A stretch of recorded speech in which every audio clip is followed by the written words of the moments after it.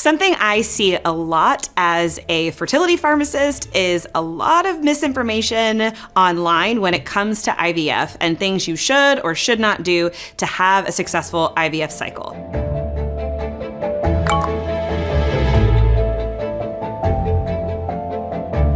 IVF in the US is so horrifically expensive that you would actually save money if you flew to Turkey, got IVF there, and then stayed for a 3-month vacation. So she's not wrong. IVF is very expensive in the United States, and there are several different reasons for that. One of which, for the medications specifically, there's a little bit more research and development cost involved into the medications, but we know that in other countries, a lot of procedures are more affordable, but you need to consider that you'd have to stay in that country for several months, most likely, because that's how long a full IVF cycle can take. You also need to think about embryo storage and later cycles of IVF. If you want to have children later, you would have to go through that same process. So it's not quite as simple as it sounds on paper, but if you have that flexibility, it is something you might want to look into. Just make sure that they're using FDA-approved medications that have gone through the same safety checks as the procedures and medications you would receive in the United States. That helps protect your safety. My fertility clinic never told me this, but TikTok did. Here's my #1 IVF preparation tip to make all your injections so much easier. Go to your freezer, get an ice pack. I'm gonna be honest, I'm a little shocked that neither her clinic or her pharmacy mentioned ice packs. As a fertility pharmacist, it's the first thing I usually tell people that are having anxiety or pain with injections. It's to use an ice pack. It helps numb the area, it makes things less painful, and it's not gonna affect the effectiveness of your medication. However, there's one big caveat to that, and that's if you're injecting progesterone in oil. With that medication, heat is usually better than ice because it helps thin the oil and makes the injection more comfortable. Heating progesterone in oil just means warming it by rubbing it with your hands or gently rolling it between your hands. Don't put it in the microwave or try and heat it up on the stove. That's not gonna be good. We just mean warming it to body temperature. I don't know if I even needed to do that. That's just like natural what I do. When you get pregnant through IVF, you have to do a butt shot every day for 12 weeks. Yeah, not fun. Sorry, I'm trying to think of how I want to say this. This TikTok video is only partway true. First of all, you don't always have to do a progesterone injection. It really depends on your medical history and what your fertility clinic prefers. There are other forms of vaginal progesterone, like a cream, a ring, a tablet, that don't require an injection. If you do need to inject progesterone, it is in oil and it can be uncomfortable because it goes into the muscle. Honestly, wherever she got hers from, they had that auto injector attached to the syringe. That's amazing. That makes it so much easier to inject, but it can be uncomfortable. So I suggest warming the vial with your hands if you do have a vial that you're drawing it out of, and putting a heating pad on the area where you're going to inject it. These can help make the progesterone injection less painful and more comfortable. But the good news is she's right. It typically is only for the first 12 weeks or so, and then it's over. And so if you just think about it as one day at a time, you can get through it. It's worth it at the end if everything goes as planned. Oh, I like this one. This is the body changes one. I like that one. When they are earthside. For me, this is one of the biggest parts of IVF medications that people often aren't told about, and that's the changes that happen to your body. If you think about it, you're injecting yourself with multiple different hormones, you're stimulating your ovaries to develop these eggs. That can cause a lot of bloating, a lot of swelling, a lot of discomfort, and that can be really disconcerting for a lot of people. So knowing to expect that ahead of time can be really helpful to prepare you so you aren't taken completely off guard.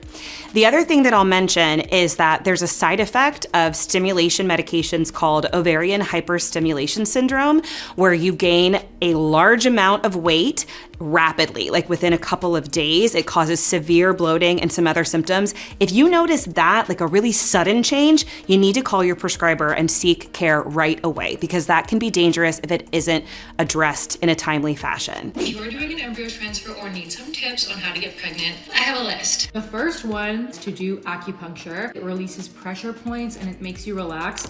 I get questions like this all the time as far as what can I eat? What are the extra things that I can do to help ensure that my IVF is going to be successful?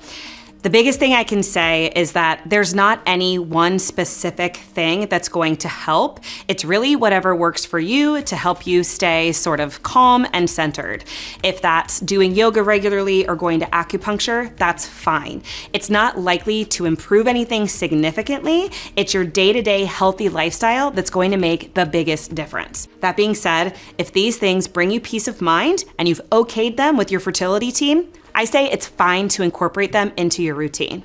But what you don't want to do is overwhelm yourself with supplements or appointments or workouts or acupuncture that's going to throw you off or add more stress to your life. You want to do things that are going to keep you calm and centered and focused. And that's the best way to have a successful IVF cycle.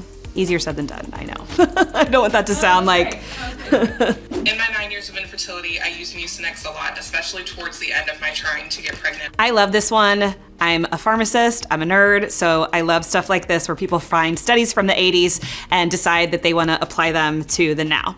So the science behind this is actually correct. Guaifenesin is a mucus thinning agent. You'll see it in cough medications. It's an expectorant that helps thin thick mucus that helps you cough it up. So that's why you'll see this ingredient in a lot of cough and cold medications. So this study from the 80s also found that it helped thin cervical mucus. And if you're tracking your cervical mucus as part of your fertility cycle, you may be aware that in your most fertile period, you want the mucus to be almost like an egg white, so nice and thin and stretchy. And guaifenesin can help that mucus be that way. Now, that being said, the science typically shows that cervical mucus thickness is not really a reason why people have trouble getting pregnant. If it were that simple, I'm sure it would be much more widely used. So it may not hurt anything to try Mucinex or guaifenesin, but it's not likely to resolve the actual core issue of your fertility problems, because in most cases, cervical mucus isn't it. If any of you are doing IVF or about to do IVF, I have so much left over. IVF medications are expensive. They can be costly. And a lot of times you'll end up with leftover medications because there's no way to exactly predict how much you're gonna need before your retrieval happens. And that means a lot of the times you're left with a bunch of leftover medications, and they are so expensive, and so it's really common to want to donate them or do something with them. There's a huge market online of people sharing medications or donating their medications, and that's beautiful that people wanna help one another. But as a pharmacist, there are some things that you should know when it comes to taking medications from someone else. The first is that a lot of these medications are only good for a specific amount of time once they've been opened or once they've been started. So if there's leftover of a pen, for example, that's already been started, that may not be good by the time it gets to you.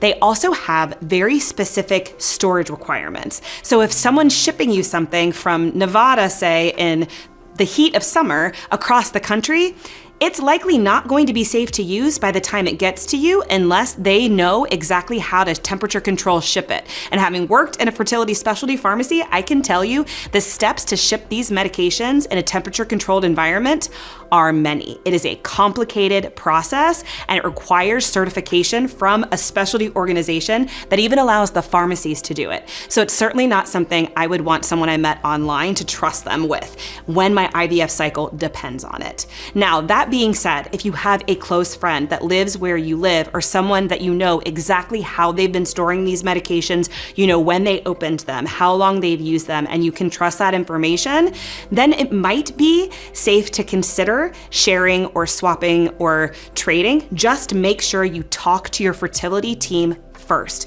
You do not want to upset your cycle or cause an issue with your cycle by going outside of what their recommendations are. God, please don't change my This heart. is the one.